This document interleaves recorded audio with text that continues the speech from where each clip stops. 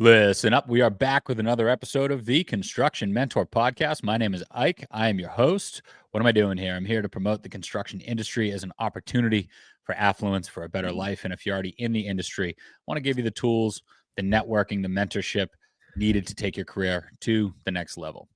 Today, I have a very interesting guest for a topic that I think is hot in the streets, especially with the announcement that was made yesterday in the White House. We got $500 billion going to Oof. AI development in America, which is exciting and probably scary for a lot of people. So we're not going to talk about that $500 billion, but we are going to talk about AI in construction. Today, we got my guy Johnny from Toggle AI. Yep. I don't think that everybody understands the way that AI is already impacting the industry and how it's going to impact the industry for the foreseeable future. So we're going to talk about it all. We're going to talk about what that means, how that's going to affect the job market, and what that means for people coming into the industry. So, Johnny, how are you? Yeah, I'm doing great. Thank you for having me. It's a very exciting conversation, obviously. So I am excited to see where we're gonna end up. So Johnny has some very, very interesting experience. If you couldn't tell, he was not born in America, so he came over here. He got an education. He came over and he came into the industry. So I want to get into all that and how he got into the seat that he's in now, which is leveraging AI across the industry. So, Johnny, let's start with what Toggle AI is and what you do exactly, just so people know who you are. Yeah. Yeah, we will get into how we got here, like you said. But the toggle is basically a quantity takeoff tool that is leveraging some AI models in order to speed up the quantity takeoff process. One important thing about Toggle is that we spun off out of the biggest construction company in Florida right now. And again, we will get into that in a second. But the point here is that we built a tool that we had the pain before building it, and then we built it out of pain. It's just not a group of very smart software developers.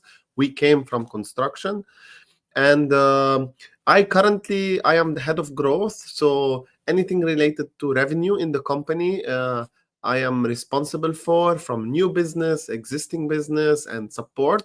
So that's what I do. But I've been in the company since day one, since when we decided to spin it off from this construction company. I worked in product engineering, customer success, but now again I run like the sales team and in new business, and then existing business like customer success as well.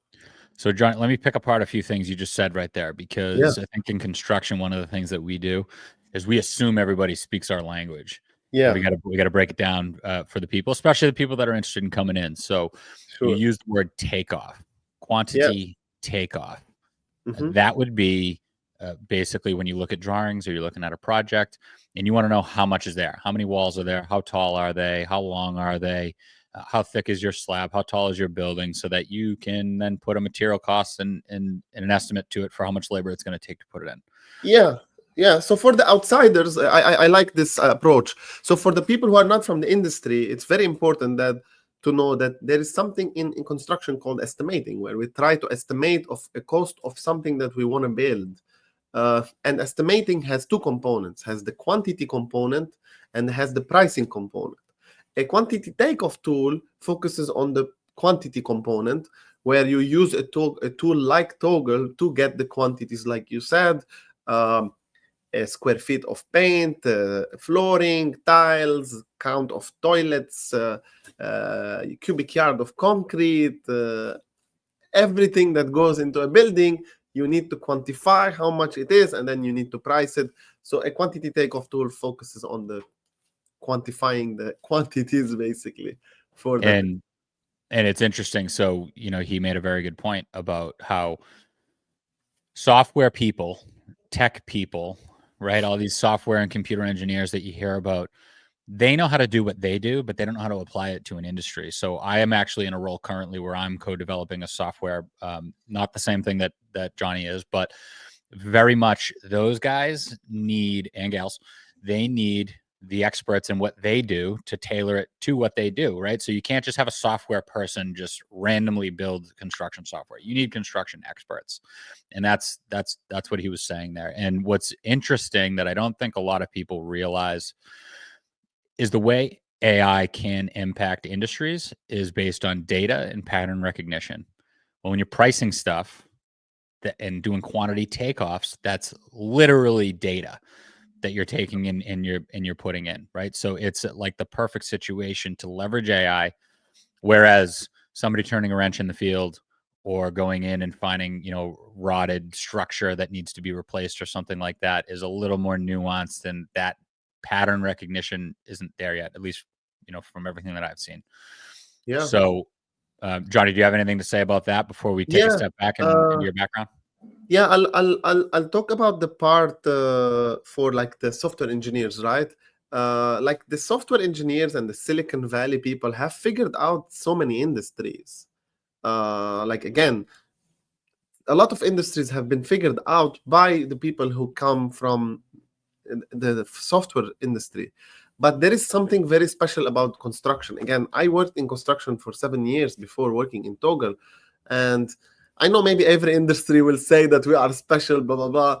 But here there is something really special. Like people are changing lives by building cities and things like that. And this industry has been going for thousands of years. So there is something really special about it. It is slow. It has a mix of people. It has the people who work by their hand on the job site. You have the managers of the job site, and then you have the people behind the office. So there is something special about the industry. And another thing, we are very behind when it comes on tech. So that's why in construction industry, it's hard for somebody out of construction to come and build software from the industry. And you can look around the people who the software that have made big impact in construction came from people who work in construction before. I'm not talking about design tools like AutoCAD and things like that. These were made for engineers, not for construction people. I'm talking purely about construction tools. So it's funny he said it's been around for thousands of years. And I tell people it's the oldest industry because construction has been a thing since we had to get out of the rain thousands of years ago, right? Exactly. whether somebody went and hid in a cave or dug a hole or made a mud hut with a roof, that's how we lived. And it's never going to go out of style, believe it or not. It's the one industry that can never go out of style because we're always going to need a place to live, to conduct business, to stay out of the weather, and to protect ourselves. So Yeah.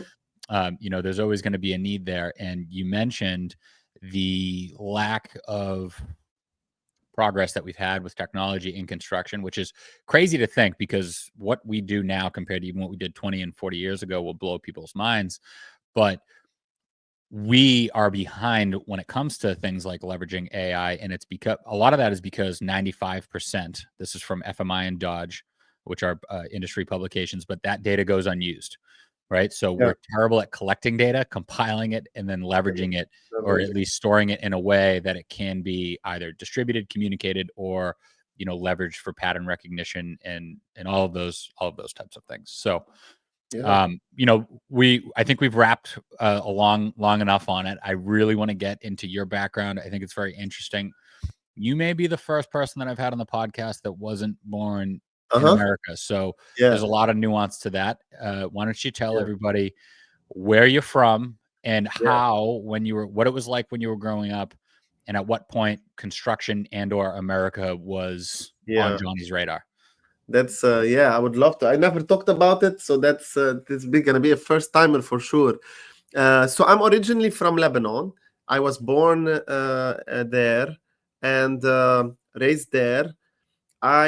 Before coming to the United States, I had 2 degrees. I had a civil engineering degree and a master's in industrial engineering as well.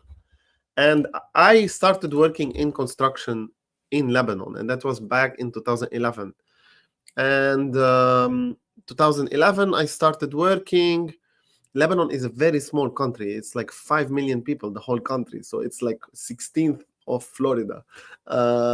So just imagine, it's tiny, tiny, tiny. It's tiny. It's over on the Eastern Mediterranean. It's over by like Greece for everybody Yes, it's who beside doesn't know their Greece. geography. Yes, we see we are on the Mediterranean Sea, like Greece, Italy, France. They are all on this sea. We also are a coastal country as well. Uh, but around 2015, I was like, I have a little bit big dreams, and I didn't think that being in Lebanon will be able to support my dreams. So I decided to come to the States. I came for a visit in 2016, and this story is gonna be funny. In 2016, I came here and I went to the Empire State Building. And if you go upstairs, there is a museum on the top level. And I worked in construction at the time. It's already 6 years. And one house I worked on, a very like a luxury house in Lebanon, in a very fancy area. It took us 3 years to build this house. It's a house, 4-story house. You see, Right. it's a fancy house, but it's a house. And standing in front of the Empire State in the museum, like it started in April 30, April 1930, and it finished in May 1931, and it is like 53 weeks or something like that. And I was like, oh shoot, I am like in the wrong place, in the wrong country. So it was a great way to like think about leaving the country. So then to come to the States, it is not easy, especially that we live on a different continent. So what was the best way was to come as a student. So I applied for a third degree. So I applied for 6 universities in the States. I got accepted at 3 of them, but one, which is the University of Miami, gave me a nice scholarship, and it was like a no-brainer for me, basically. And just imagine, like I was a single guy, 26, Miami, University of Miami scholarship, nothing to think about. I didn't think too much. And I came here August 1st, 2017. And I started doing my MBA. It was a 2-year program. And in around March 2018, that's less than a year, I met a lady who was a friend with a ex-congressman. And this lady, I met her in an event. She told me, you know what? I like you so much. I'm going to help you. She runs a big REIT, a real estate trust with more than like $200 million under her management. And then she introduced me to this guy who his family runs the biggest construction company in Florida right now. And I joined their company as an estimator. So I wanted to leave construction, but construction did not want to leave me. You see, I wanted to come to the States, do an MBA, maybe work in banking. Well, listen, but it's a really good point, because we are so hungry for talent. That's what people don't understand, That is is that what when people don't somebody understand. is within reach of the industry, you're going to get sucked in and compensated well and treated well. And what's beautiful about what you just said is the importance of networking. I tell people all Yeah, the time, aside 100%. from any education you have, the best things you can have is strong mentorship and a strong network. You got to get out Strong there. You got to get mentorship. your name Yeah, out there. You got to create a good reputation for yourself. And when that happens, opportunity will find you. And 100%. and And I look, it will add found you on on the the other side of the world. No, I agree with you, and I will add on the network. I have a very good mentor as well, like you mentioned, and uh, I have my personal CRM where I manage my network. Every person I meet, I put them in that CRM. Like this is really game changing for people who are listening. For me, it was game changing. I have a software that I pay for it personally, and I use it like any company that does business. They have a CRM and they have their contact list. What does I CRM write stand for? the people CRM, a customer relationship management system, Right. basically. But I use it for my Yes. personal Business relationship. development, if you're trying to develop your network. In other words, if you're into sales, even in construction, business development, it's really hard to remember all the faces, names, who's who, where do they work, what are they into, how did you build rapport, what'd you 100%. talk about. So you want to, it's like a Rolodex at your fingertips, to basically, On your phone, you yeah, see, especially if you meet a lot right. of people. I use it a lot. Every person I meet, at the end of conversation, I write all the notes. How many kids they have? What does his wife like? Blah blah blah. When did he meet his wife or her wife? Blah blah blah. So I keep all this information, because again, we meet so many people over time. And the next time you're meeting that person, open that CRM and look at the last conversation. Now you can build up on the last conversation. It was a game changer for me. And again, So, and but Johnny, that's a really good point. I just want to highlight, because again, what we do here is we promote the industry and we want to let people know how to get in. Yeah. When you're going out for job interviews, if you can find out who the people are that are interviewing you, or if you can get any kind of pulse on who may interview you, maybe they don't want to give you the exact name, but you want to know what the company's done, where they've been, what awards they've won, what type of projects they do. If you can find out the individual, go on their LinkedIn, go see if they have social media. How many kids do they have? Are they into the same sports that you're into? Yeah. What are ways that you can build rapport other than talking nuts and bolts about the industry? Because that's how you become memorable, and that's how somebody thinks of you fondly, right? And that's what 100%. Johnny's talking about. It seems like all that stuff is absolutely irrelevant, but in a generation and an age where our social skills are going down and we're struggling to learn how to communicate, especially you younger people, and that's not a knock on you, it's just that it's just a different time, a different world. It's important to know these things to be able to leverage that conversation and put yourself in a better light. That's what Johnny's saying. 100%. And it's all about what emotions you trigger in the person in front of you. It's not about how much you know or how many degrees you have. It is the emotion that you trigger at the moment that the person meets you. Then they go home, for example, sitting on the sofa at the end of the day, and then they remember that they had this a conversation with you. This is what makes a difference in conversations, in connections, in genuinity in the network. You don't want to be this cheesy person that is saying the same thing. You need to touch people emotionally, and this is like a pinnacle in sales. I run a sales team, and I tell this to my salespeople: like, you need to emotionally touch people, but also on your personal life. I read a lot of books, but the most thing that affected me is that we as humans are always selling. You see, the people don't know this. Whenever you meet your colleague in the hallway, you are selling your personality. When you smile, you are selling something to them. You are selling how nice you are to them. So just remember that we are always selling, and whenever we want to impact people, we have to touch their emotions. And so people, this was for my education, but people make decisions emotionally. They justify those decisions with logic. yes, Right. exactly. So the logic actually comes after the decision Comes has been after made the decision. emotionally. Yeah, 100%. And That's, you know, when what he just mentioned there, when you're selling and you're talking about, you know, the eye contact and the tone of your voice and the body language, you're trying to trigger an emotional response inside of them. A lot of the time you'll actually mirror what they're doing. If they're sitting with their hands, you know, folded or something like that, you'll do that. And then what you notice is that if you retract from that, they subconsciously will actually start mirroring you. These are all things that you learn as you go forward in life, but 55% of communication that Johnny's talking about is body language. yeah. 38% is tone, how you say it. Only 7% are the actual words that you say, the substance that you actually say. And that's why, just think, how many times does somebody, you know, mistake the tone in your text or your email? And Yeah, they did, if they can take it the wrong way, they're going to take it the wrong way. they will take And it your the wrong. body, your functions, your bodily functions and your tones are the way that they do take it the right way. So it's key. Yeah, no, it is for sure.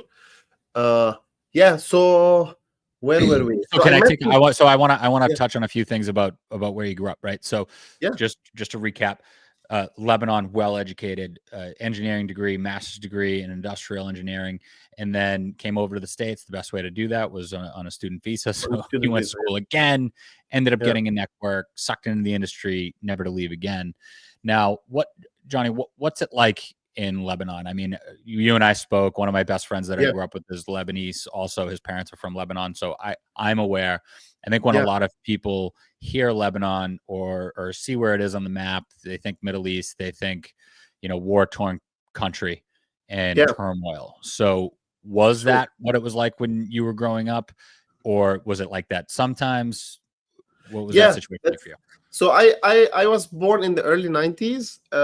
So I was born exactly when the civil war in Lebanon ended. There was a civil war from the 75 till the 90. But from the 90 to 2005, the country had a lot of prosperity. But again, for a lot of people, they also think like, first of all, we don't have deserts in Lebanon. There's no sand. It's a very coastal country. It looks like California, It looks like California. Exactly. right? That's what actually. Yeah. It looks like California. We have hills that are close to the beach, greenery. You can ski. It's a very beautiful country, but politically we were run by crooks. Now some changes are happening. Doesn't really matter, but it's a very pretty country. We have a lot of education. Education is a big thing. So, for example, families in Lebanon, it's a little bit of a stupid idea, but this is how they do it. They compete on which family has more engineers in the family and who has more lawyers. And it's like a pride thing, you see? And people go and get education. There's a lot of education is very tough there. Again, I had 2 degrees here and 1 degree here. To get the grades I needed to get in Lebanon was much, much harder than in the States. For so many reasons, again, maybe because there's more demand than supply. But it's a very, very beautiful country. But unfortunately, it is run by bad politicians. I say to people, we had really nothing in Lebanon except a banking system that has secrecy in it. So it is like a mini Switzerland, which collapsed in 2019, so we don't have that anymore. So before the banking system, we had parties, we had nice beach, and services. People came to Lebanon to eat good food. It used to be called the Paris of the Middle East in the 60s. This was what the country was known for, happy party. Even now, or even in the middle of the war, like we had war for the last 3-4 months, and people outside the war areas, they were just living a normal life. People like this. People like to live. They like to party. They like to start their own businesses. So this is really I don't think that the party life is on people's radar from Lebanon. No, I'm it's aware not. of it because I'm connected with people on social media from Lebanon. Yeah, but it's pretty wild, and I don't it is know wild. if you'd compare it to Miami or Vegas. But Uh, like you said, so war is going on, but that's in very specific areas, and for the yeah, it's very majority of the specific country, it's area. not. Yeah, no, So, 100%. And so people how does were Miami and Vegas stack up to the club so scene in Miami and Lebanon? Vegas are different level, different level. But I can tell you for the Middle East area, we really have the best party places. Like we had clubs that were top like 10 in the world in Lebanon. There is this comedian Peters. I forgot his first name. Forgot his last name. First name. He's Canadian Indian, very famous comedian. He went to Lebanon and he jokes that people party there as if there's no tomorrow, and there may not be a tomorrow. That's one way to look at it. But people are like that. We have one of the famous clubs in Lebanon was a bunker. So it was a bunker that is under the ground. And after the civil war, they took it, transformed it into a club. And now this bunker at like 3-4 a.m., the ceiling of the bunker opens. And then while you are dancing under the ground, you can see the sky. Again, it's a crazy country from party, food, enjoyment. It's very pretty. Again, unfortunately, we are in an area that is always on fire. But this is really Lebanon. So by the way, that club, that bunker with a retractable roof at 4 a.m. would not be an experience without engineers, architects, and construction people to design it and put it together. Exactly. Right? So exactly. Literally every facet of your life is not possible without this industry. So we understand, where you came from and where you were, and you're obviously very well, educated, and America was the right thing for you because it was just a better fit for your dreams and the potential. Right. And then you came over here and you were working as an estimator. And what types of jobs were you pricing? You were working at the biggest contractor in Florida. And what was the scope that you were concentrating on? Yeah. So when I took the job here in the States, I was still at the University of Miami. So I was still a student. I had one more year. So I needed some cash. And in Lebanon, I only worked on the job site. So I was an assistant super. I only worked on job site. I never liked working in an office. But when I was doing my MBA, I needed a job that was not on a job site because I needed to go to work and go to school at the same time in the beginning. So an estimating job was perfect. The company that I worked for, they do luxury high rises in Miami. They used to be only in Miami. Now they are in Tampa. They are big in Central Florida. So now they are the biggest construction company in Florida. And the jobs that I worked on were mixed use hotels, offices, and shops. Basically, the cheapest project they will look at, again, for it to make financial sense for them, because they are a huge company, was 100 million and above. So I worked on projects that were 430 million. One was like 220 million. This is the scale of the jobs we worked on. Yeah, and this is $200 the million, scale. not small. No, they are not small at all. And again, this Yeah. is the difference between a United States and the Lebanon. Like Right. there is maybe one project that is like $500 million going on in Lebanon, while here in downtown Miami, you are like it's like a candy, like you're eating candy, 500 million, 300 million. So yes, the scale and the sheer volume of how things are done in the States, again, people like it or not, the United States is still the lands of dream, and this is why people come here still. One thing I tell my American friends all the time, that don't complain. They complain about very silly stuff. Okay, where I come from, we plan the hot shower. Okay, so whenever we want to shower, we plan the hot water beforehand. Here you don't need to plan these, and this is huge, like big things for your mind. When you are not thinking about the silly things, now you can think about big things, and this is what this country makes available for people, you see. And I tell them just to be grateful, because outside this country these things are not normal, you see. They are not regular. It's not every country has what the United States has.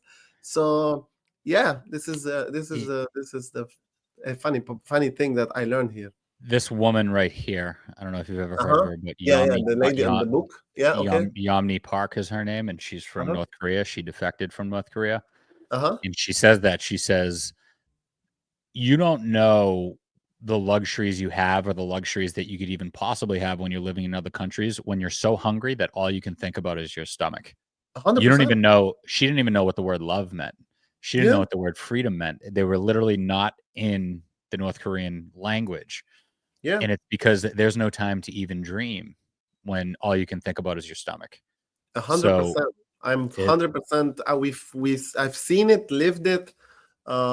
When you are only thinking about survivor, your stomach, your how you're gonna get food, clean water, all of this stuff, the United States removes this burden for people and just tried to make big things here. It's not easy to live here too. It's a very fast-paced country, you see. But for people who want to dream big and work hard, there is no other country that brings the opportunities that the United States gives, you see. And can you talk about, like, what's the opportunity? What do you see for earnings in Lebanon for tradesmen versus earnings in America for tradesmen, and the Yeah. same thing for estimators, project managers over there versus over here? What's it like? Yeah, it's pretty different. So it's significantly different, actually. But also the cost of living in Lebanon is much lower. So, for example, I can give you some examples. Like, let's say a person who is a carpenter that builds formworks for concrete Yep. in Lebanon, maybe his day will be $40 or $50 a day. Here, maybe the hour is $100 for a carpenter. Yeah. So this is sheer difference, you see. But again, taxes in Lebanon are much smaller than Lebanon from the States. The living expense here is much bigger. But I think Sure. even if you offset them both, the United States will still be higher, even though with higher taxes, higher cost of living. If you adjust them, the United States will be like maybe double or And, 2 times or 3 times. and what about project managers, estimators, the office people in Lebanon versus here? Yeah. So, for example, when I graduated from Lebanon, again, I graduated from very good schools. The first job I had was paying me, I think, 15,000 a year. So here an estimator can go fresh with 60,000. You see, it's 55,000. Wow. So 15,000 US. And 15,000 US. Let me wow. see. Like if you multiply 1,400 by 12, 1,400 by 12. Yeah, 17,000 basically a year. Wow. Okay. Yeah, but as a That's starter, like interesting. a starting position. Yeah, But sure. here an estimator can start with 60, 55, 55, 60 easy. and the same position, like this is like, you see the difference 4 times basically. Oh yeah. Yeah. 3 Wow. times, if you want to say 3 times. Wow. That's Yeah. incredible. Okay. Yeah, So and then that's the interesting gap to know. becomes bigger when the positions grow even. Like the more you grow in the positions, the gap between the United States and Lebanon grow bigger, because companies here, when you are making $1 billion in revenue, you can afford Yeah, 300, right. It's more competitive. So $400,000. yeah, the more Yeah, skill and experience, the better resume you have, the more yeah. competitive the compensation gets, And the competition salary. at the high level is much Right. bigger in the States. An employee that makes $500,000 in one company can go to another company and make half 550. You see, in Lebanon, there's Right. not that much of competition on the high level to jump from one company to another. Got it. And is there a trade shortage there like there is here? You know, it's all you hear about I hear it from New Zealand, Australia, Europe. I hear it from, you know, obviously all over America, Canada. Is there a trade shortage? So there is for sure, and it fluctuates. Again, it is the geopolitical environment in Lebanon is a little bit weird. But for example, I think at my time, this is a rough estimate, 70% of the people who work in construction, the people who work by hand, were actually from Syria. So we are neighbors with Syria, you see, and they come from Right. Syria, work in Lebanon, and I think the 30% is Lebanese. But what happens when now Syria, for example, after the system fell, all the Syrians who were in Lebanon went back to Syria. So now we have shortage again. So the So now you got political, nobody. Right. you see what I mean? The political situation has a big effect on shortage, but we always had shortage in construction, because again, it's a tough industry. Not everybody wants to work in it. Even if you are not working in by your hand, it's not a sexy industry. Like they call people estimators, while if you go to finance, they call them cost consultant. Like if you are going with your girlfriend, Right. you Yeah. tell her what is, you know, you are going on a date. What do you do? I am a cost consultant. You see, and Yeah. I'm a cost engineer. cost engineer instead of Yeah. an estimator. So it's not Yeah. sexy. I think the industry is doing better job with nicer titles. You see, even in sales, like we have account executive, and we have, you That's see, what I was a few years ago. I was an yeah. account So executive. I So think the construction industry need to consider making the title sexier so people can come to it. And I can tell you, like, there is change. Like big companies are working on getting, because they know the shortage of people in the States is huge. So I'll tell you something. The company I work with sponsored my green card. Okay. yes. If I worked in banking, there is no company in banking that would sponsor my green card. Like, for example, I might be wrong, but I have friends who work for JP Morgan on these companies. These companies will bring you in, but they will put you as a work visa, which is an HB1, H1B, H1B visa. But they will not go to the next level to build a point for immigration in the States to give these employees a residence. You see, because there's a lot of Americans who are working in banking, and the country does not need more people from the outside. But when it comes to construction, because of the shortage, construction companies can build an easy case to the immigration that, hey, we need these people, we need people in construction, there is shortage, we cannot find people. So they were able to sponsor my green card. So construction, another thing, like young, So I tell can this. I just Yes, want to yes, can I please, jump please, in right go. there? Yes, Because I want to give credibility to what you're saying. yes, So I'm from Boston. I'm not an immigrant, right? I didn't have to get an H1B, but yes, I have had two guys, the two best people that I've ever been under me. One's yeah, from Ecuador, one's from South Korea. yeah, I just did the same thing for my guy from South Korea. We are sponsoring his green card, and we had to basically step up and advocate for him, and a tremendous amount of paperwork and legal fees and all these things to expedite his green card, which hopefully he's about to get yeah, before the other things happen. And on the flip side, my buddy from my friend from Ecuador, who used to work under me, now he works for the client side. I tried to steal him back. I was like, man, I want you to come back yeah, because I could use you. I'm building a new business that's hopefully going to be $500 million in the next 4 years. And I can't take him back because his company is sponsoring his green card. And if he leaves the company, then he has to start that process over. yes, So there's a tremendous amount of nuance there. And I think that this is a very political issue and a political conversation that trigger a lot of people. But what we all agree on is that we want more competent people here and we want them to stay, and we should be making it easier for them. Like you said, fortunately, the construction industry, the need is so high that companies will go do that for them and they Yeah, will stick their neck out to get them that green card. But it shouldn't be that difficult. I mean, they both were facing very, very close to getting deported from the country, not yeah. even necessarily because of them, but because of issues in their own country that were like, you can only stay over there if you get a green card, right? So I'd be curious to hear, like, do you have an opinion? I think there's great arguments on both sides. Actually, Trump Yeah. said that yesterday. For the H-1B, he thinks that there's uh, good arguments on both sides. Like, as a person who came over here on a student visa and now has their green card from their company, like, how do you see the H-1B situation?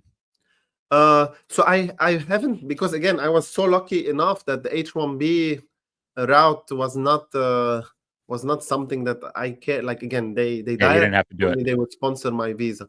But for example, I look at it this way: it is very stressful. Like when I came here, when I was a student, uh, I had spent in a year and a half around $200,000 here between rent, between education and things like that. Sure. And I needed to find a job that makes my green card. So if I didn't, I would have to go back to Lebanon, and Right. all the network you built, all the effort you did will go to garbage.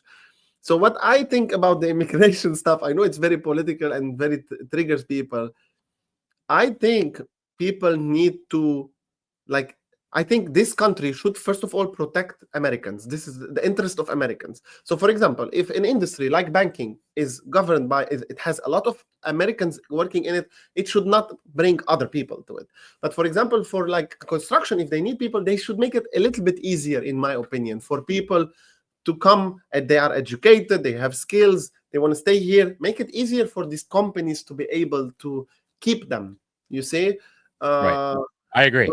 yeah, I'm with you. Like, we all just want good people, right? And yeah, some of the best people that I've met exactly. You are want good that. people. Yeah, you want good people with education. And again, I learned, I cannot tell you how grateful for this country I am, because I'll tell you, the scholarship that the University of Miami gave me in like 1 year, in like this 2 years class, was bigger than 2 degrees I spent in Lebanon.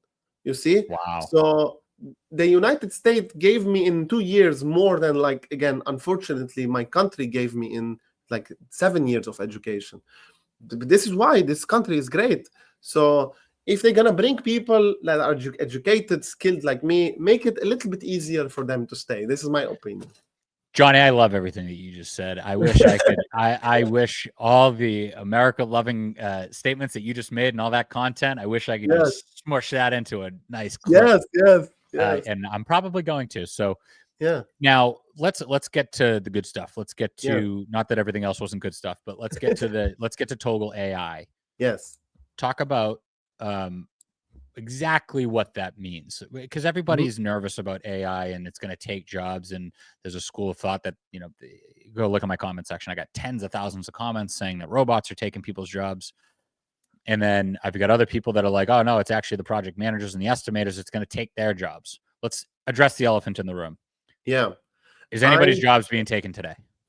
I think there is jobs gonna be shifted 100%. Mhm. Jobs will shift, but there are jobs that now exist now. Literally 5 years ago didn't exist.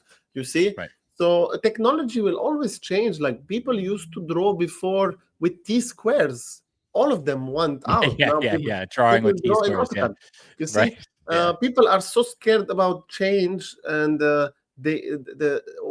one thing there is, they say that the only constant in life is change. That change is Right. always going to be there. It's going to be it's going to be Yeah. changing. So it So will. and just for reference, a T square, what he's talking about is drawing a blueprint by hand as opposed to CAD or a computer automated drawing, right?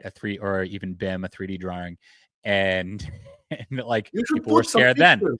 You should put some pictures for people to see what we Yeah. mean. Like there was like stack of people. Each person had a big Yeah. table in front of them with a big T like this, and they were drawing every line by hand.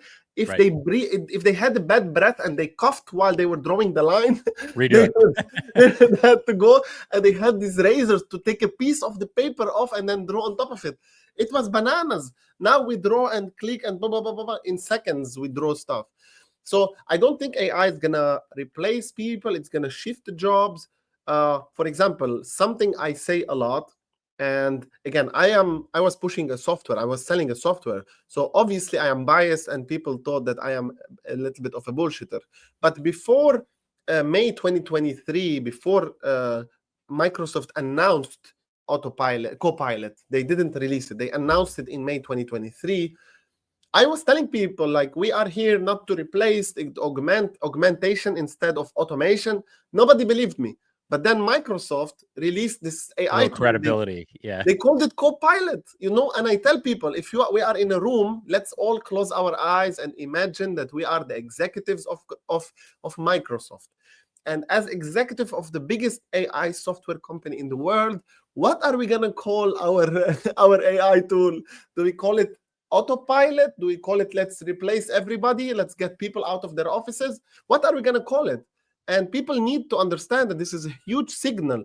They called it co-pilot, not autopilot, not replace people, because they understand that jobs will shift. The annoying tasks of coloring and tracing, in our case, for example, with Toggle, people color and trace all the time, like click, click, click, Right. click. Yeah, you color and trace while you're doing those quantity takeoffs. When you're doing this quantity takeoff, all your supply ductwork is yellow, and then you go back and all your walls that go to from the concrete to the top of the deck or bottom of the deck are green. Like, that's how you do it. So it's a visual indicator to you as you go back.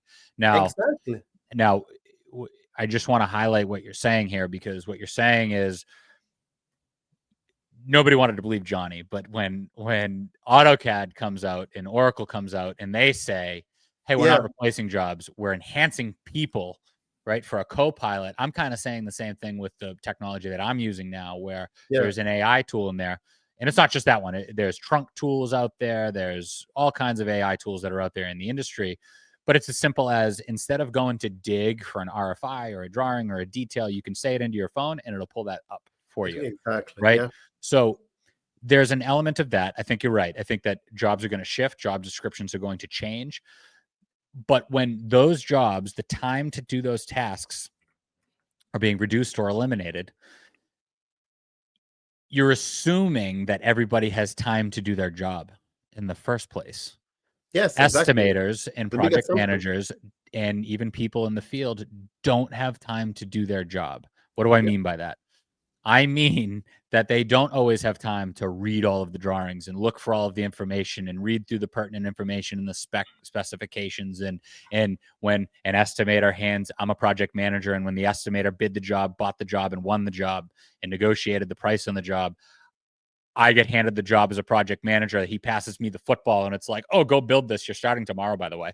Like, there's no way for me as a project manager to absorb all of that information on $100 or $200 million job effectively. So what ends up happening for a lot of estimators and project managers is you're using your intuition to go forward as fast as you possibly can, and to know what stones to overturn, where the problems might be based on your experience. But a lot of that time is spent like, holy shit, winging it. Where the fuck up's going to show its face. And at some point, when is it going to bite me in the ass, and when am I going to have to deal with it? Right. It's not what is wrong. It's where is it and when am I going to find it, and how bad is it going to hurt? So this helps eliminate that. Well, the way that I say it is, if this is equilibrium, right? We as construction managers and estimators operate under here. We're under equilibrium. We're underwater. We're kind of fighting for our air. This is going to flip that dynamic to now we're above equilibrium. We can be more proactive, productive, profitable. That's what we're talking about here. So we're not talking about replacing. We're talking about changing the game. And it should make it a better work experience for everybody. Yeah, 100%. I like, again, there is so many examples of this, but I believe that a lot of people, there is also something from usually I have so many philosophies about management, but I like always to blame management. I don't like to blame people who do their work. You see, right. The people who are working day to day, usually you cannot blame them, because either you mess up hiring them, or either you don't have the right directions for them, not right training, blah blah blah. So a lot of people are pushing these AIs. So for example, a manager wakes up, read an article, he goes to his estimator, hey, go find me this AI tool. And this person has their job, has a girlfriend is not responding, has his father, mother, blah blah blah. There is so many things, and then we expect people to adapt very quickly, and we lose sense of empathy. We lose sense of empathy everywhere. So definitely jobs will shift.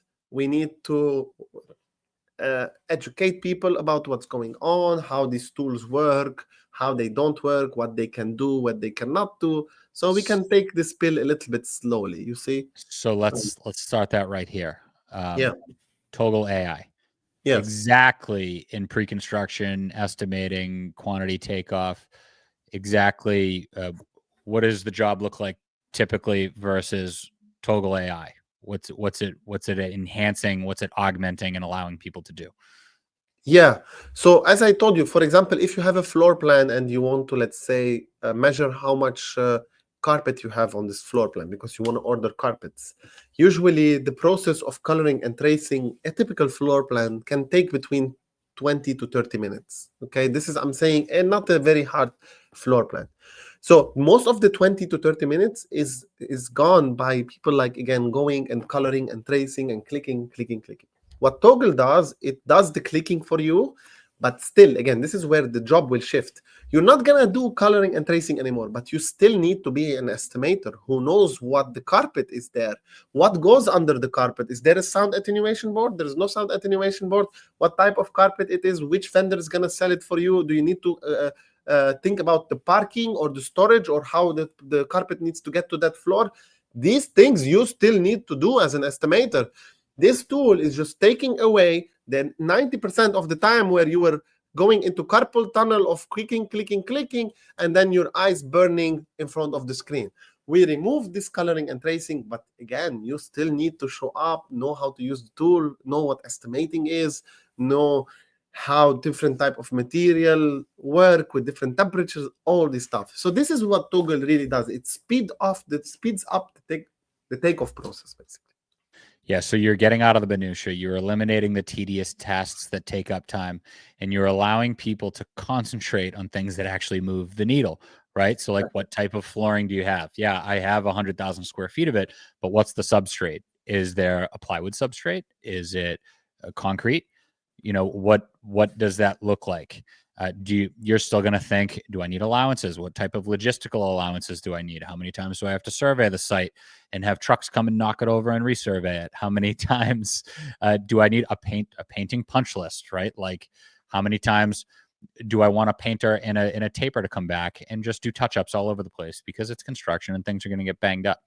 So you're able to focus on actually doing your job and doing it the right way, instead of getting lost in all of these tasks. And it's the same thing for project management, right? Like, instead of getting lost in doing daily logs and all these safety compliance checklists and all these things, like, and being tied to a computer, like, we want to put supers, the quarterbacks on the field running the job, we want to put them in the field building, actually conducting the work and paying attention to quality and installation procedures and safety and physical safety, not just the paperwork of safety. Like, are people actually working in a smart way, right? Yeah, 100%. You know that till now there are people on job sites in companies that are smaller companies. They still do like a doc log manually in Excel. Like, we had in the company I used to work for, we had a Big lady. companies too. Big companies too. This is what I'm trying to tell you. This company, when I used to work at it, they used to make around $800 million a year. This is around in 2018. They had a lady. They used to pay, let's say, $80,000 for her. I don't know how much, but this lady's job was to take a set of documents like this and write A1.1, the name of the drawing, A1.2, and she flips one drawing. And then Procore came, we uploaded, Procore throws a doc log for you. So this lady's job, obsolete, you see? So why are people so scared about it? Yes, her job was obsolete, but now instead of writing A101, they taught her how to do takeoffs, and she did something else. There is so much work in this industry. And the same thing, like some AI tools will do. Another thing I tell people all the time, you should not worry about how AI works and what it means. Because when you go to the supermarket or to grocery store and you buy groceries, you use your credit card. When you use your credit card, for a lot of people, there is what they call an electronic handshake that happens between your card and the vendor's machine. This handshake is called Diffie-Hellman, and there is so many versions of Diffie-Hellman handshake. This is a very sophisticated multi-hundred digits prime numbers to authenticate your card with the user's machine, and you don't care about how this works. You don't even know about it. Most of the people who will hear this will not know what Diffie-Hellman is. But you don't care. All you care about is click, I want to take my grocery and go cook home. You should approach AI the same thing. Let these vendors build whatever they want with AI, as long as the tool works for me, makes me get from point A to point B faster. That's what you need to care about. Don't care about how the neural networks work. Don't care about the technicalities of it. Try the tool. It works, use it. Doesn't work, just move along, go to another tool. Don't get hung into AI, robots, Tom Cruise, and all these sci-fi things that have been, you see. And hopefully this soothes people, the idea of people about the AI in their mind. Just imagine the credit card again. So Johnny, there are several software platforms out there that are used for bid leveling. Bid leveling, I know you know what this means, but for the listeners, bid leveling would be, I get 3 bids for HVAC, and you're comparing them apples to apples to make sure that they include all the same things so that their prices are comparable, right? So if there's one guy's 100,000, one guy's 105,000, one guy's 110,000, you're confident that the $100,000 guy is a good price for the same scope. Is there a bid leveling element to this, or is this meant to augment that as well? Like you would take this data and put it into another bid leveling software? You have to put it in a bid leveling software. We are currently, again, only focused on the quantity takeoff side. We don't even have an estimating module inside Toggle. I don't have a pricing side of inside Toggle. This is something maybe in the future we will get into, but I can tell you the tools that we are competing with is like Procore competing with Excel. They were built in 1994. The interface looks like 1994, literally. But there's a lot of stigma around them, right? People know them. They have been using these tools for a very long time. They know that there are better tools, but they don't have time, right? They are busy, girlfriend, wife, husband. People forget about this. I talk to managers, why they are not switching? I was like, do you know what problems this person has at home? They're like, no. Yeah, right. And I was like, okay, how are you even thinking about, So, we are focusing on quantity takeoff because we know, because I used all the major quantity takeoff tools in the market before Toggle, and I know the weaknesses of some of them, and we are trying to get the best of each of those and adding the AI component on top of it, basically. So this is key for bid leveling, right? Because if you're able to either give that information to your subcontractors, or even better recommendation, you let them do their own takeoff and compare your numbers to theirs to make sure that their scale is right on their drawings, or that, I've had guys, hey, you're missing 1,000 feet of pipe. You missed something, right? Like your bid's no good. As opposed to you giving them the numbers and then they say, well, you told me to bid, 500 feet of pipe.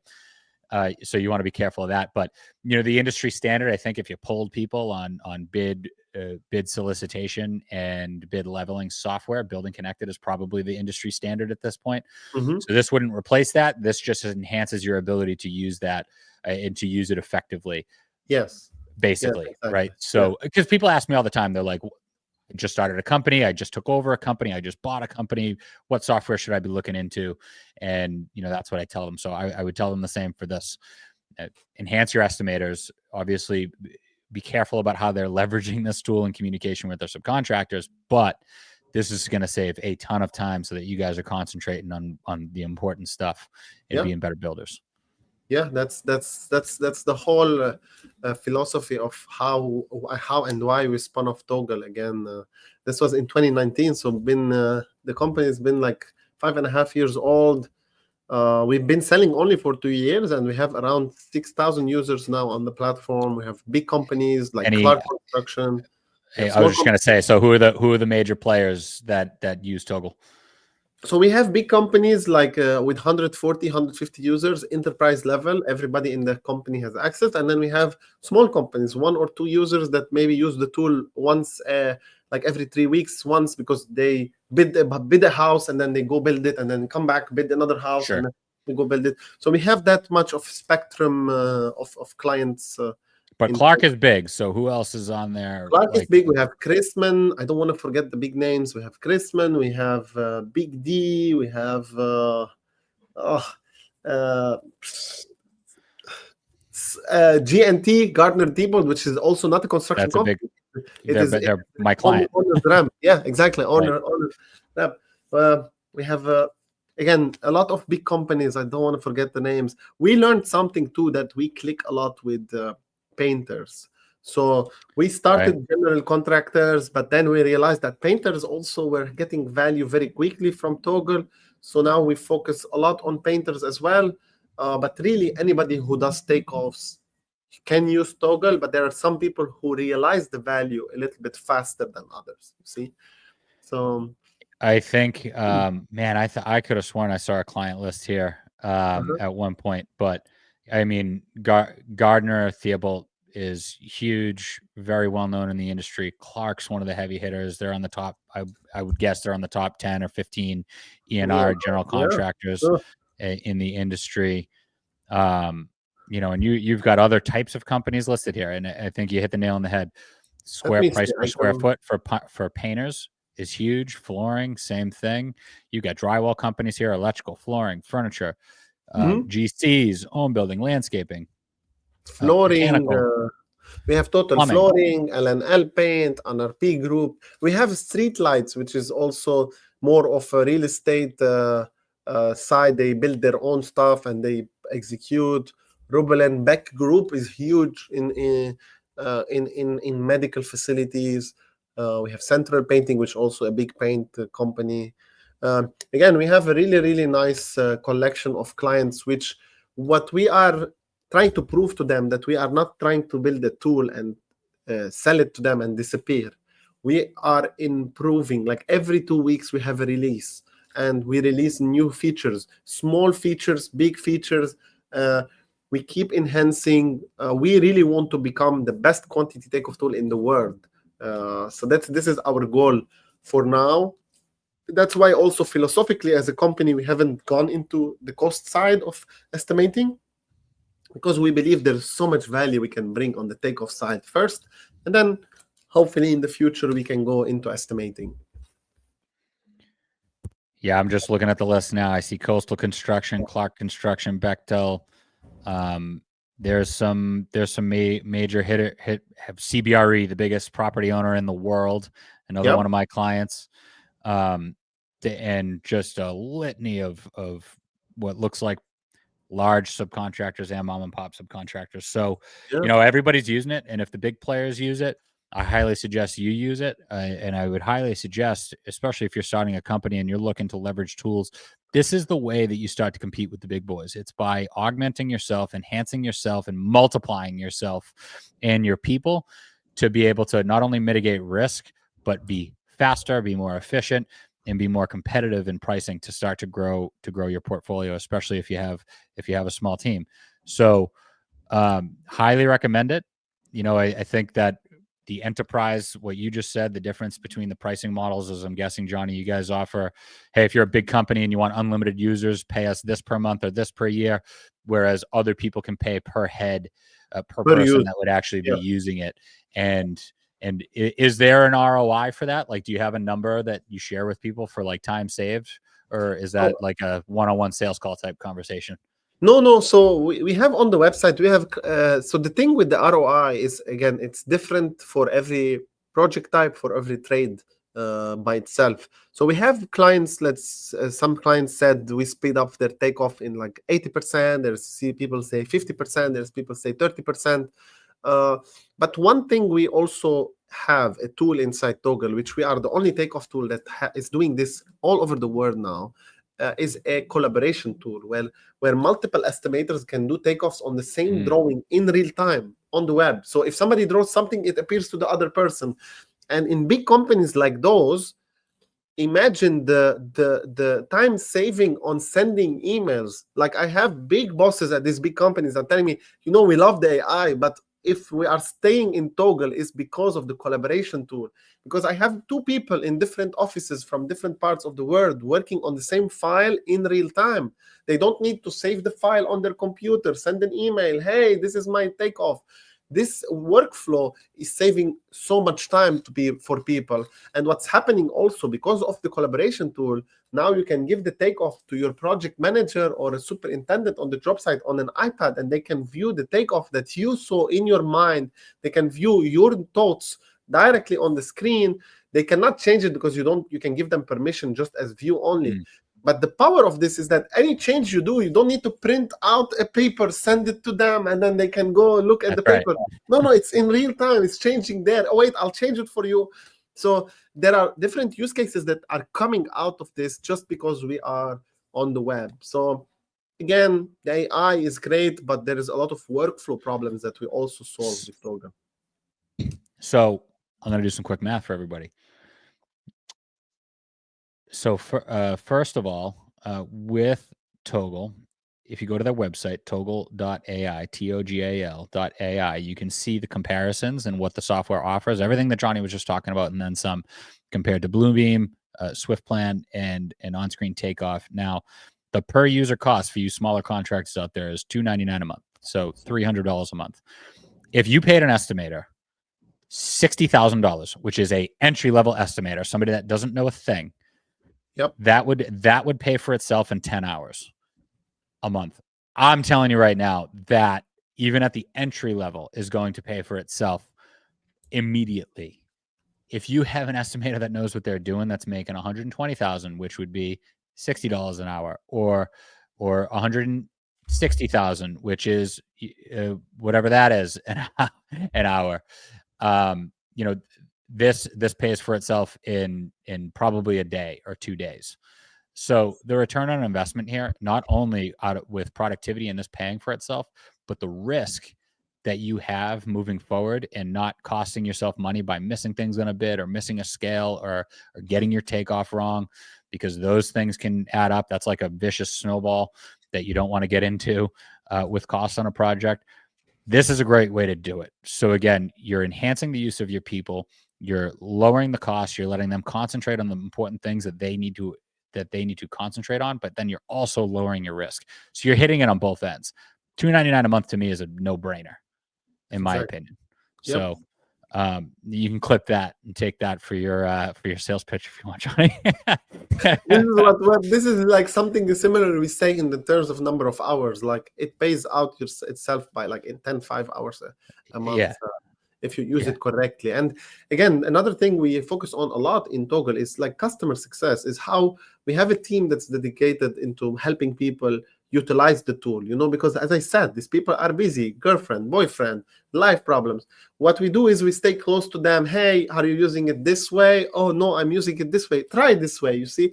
So this continuous getting closer to the user first help us getting feedback from them, but then we help them make the best out of this $300 a month. What Johnny just highlighted is the number one objection that anybody has to do software or new tool adoption in anything, and it's customer support. People don't want to feel like they have to call a 1-800 number or a chat window or something like that just to get some like automated response, like you're trying to get Comcast to come out and address your cable issue. But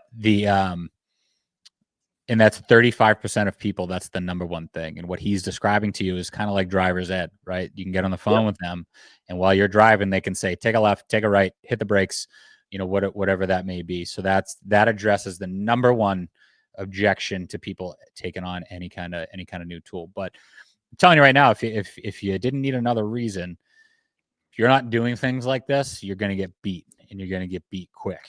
So, everyone says that the amount that the world changed from 1900 to 2000 is about to happen in the next 5 years. Yeah, in 5 years. But more. So you better get on the curve, right? Johnny, we're over time. No surprise. We couldn't keep it under an hour. Is there anything that you wanted to say or that you wanted to make sure you got in here? The floor is yours if you want it. No, yeah, one last thing. It might sound a little bit dramatic, but one thing I like to focus on, because I am very close to construction. I spent a lot of my life in construction. Um, this second or the third, this might be a little bit negative, but I like to touch on it all the time. The second or the third highest number of suicide in the United States in men is in construction, Mhm. and we want to change this. Construction is a very like a head-to-head industry. Men are like usually in a tough situations, in tough areas, in the sun, in the dust, and it's a really really tough environment. What I tell people, when you talk to somebody in construction, you ask them, "How are you today?" And if they just tell you good, don't take it like that. Get a little bit more. Let people talk. Let people take out of their problems, because with talking, with mingling with people in the construction industry is like a therapy. We want to try to attack this problem of, again, mental health for men, specifically in the construction industry. So I like to raise awareness on this on my channel too, because again, this industry is very close to my heart, and a lot of men are really getting affected by how tough it is. One reason I wanted to move away from construction, it was because of how tough it is. We were on the job site, all the time, pressure, pressure, pressure, pressure, and people break under pressure. So please, if we can raise awareness on this, I would be, again, hopefully giving back to the world, because this world has given me a lot. And that's, again, the only thing. If you are interested in Toggle, just go to the website and we will help you with that. But I think there is a higher cause here, maybe me and you, is to talk about this stuff and hopefully affect people's life more than just selling them software. Yeah, sure. No, listen, I've talked about that extensively on this podcast and on my posts. I think it's a twofold approach. I think we don't address people's lifestyles and work outside of construction, which you've referenced at least 5 times, and how that affects them. Yeah. So we could do a better job at building foundations. But because we can add all the steel and the structure that you want to a building, but if it doesn't have a good foundation, you're going to crumble. In the same breath, tools like this are going to help with that, because it's going to lighten the load on people. Yeah, It's tremendous. imagine. It's tremendous load. And that's why the feeling isn't that jobs are going to be replaced or removed or taken, because there's a tremendous amount of load to be lifted from people. And I think people's job descriptions are going to change. People are going to be much happier, and it's going to make this a much more attractive industry for people to come into and Yep. not want to leave like Johnny did. Thankfully he had mentors and people that sucked him in Yeah. Miami, and he's not leaving. But Yeah. so Johnny, I appreciate you coming on. We're obviously both very Same here, busy man. and sticking around to go overtime a little bit. So you can, Johnny, can people reach out to you? Where can they find you? Yes, you can reach out to me on LinkedIn. It's Johnny Magzal, literally the same. You can go to Toggle, www.toggle.ai. Again, LinkedIn, Instagram. Young people, if you want any help, any things like that, please let me know. I'd love to help people. But mainly LinkedIn, I'm very active there. And yeah, LinkedIn, Instagram. My So that's email is johnny@toggle.ai as well. So so any that's any of that. Johnny is JOHNNY. Magzal is MAGHZAL. Go look him up on LinkedIn. You know who I am, Construction Mentor Podcast. I probably should have plugged this at the beginning, but I did just launch a course. If you go to the link in my bio on Instagram, TikTok, pretty much any LinkedIn, anywhere, you can check out a course that I made, 40-hour construction project management course. It's got everything in there, from layout of the industry, who's who, to leadership. How do you lead without any experience, or how do you lead people that are twice your age in the industry, to construction administration, RFIs, submittals, coordination, and then trade knowledge across 14 trades, which would help you, especially in a situation as an estimator or somebody trying to leverage a tool like Johnny's, because I tailored those to what gets missed in an estimate. That's pretty much all the details that we cover in that education. So it's an awesome, if you want to go check it out, you want to learn more about that, there's a free intro course. It's 3 15-minute videos telling you all about the industry, what the opportunities are, how to take advantage of them. And then there's a whole 40-hour course that you can roll into that'll give you a certification. It'll give you resume help, interview prep help, and then you can book coaching sessions with me, mentoring sessions with me after, to get that first job, and then to kick ass basically once you get that first job. So take a look at that. And like I said, Johnny, thank you for coming on, and to No, thank you everybody for out having there, me. I love Thank you so everybody, much. and Thank we'll you. see Have you a great next time. day. Thanks. Thanks, buddy.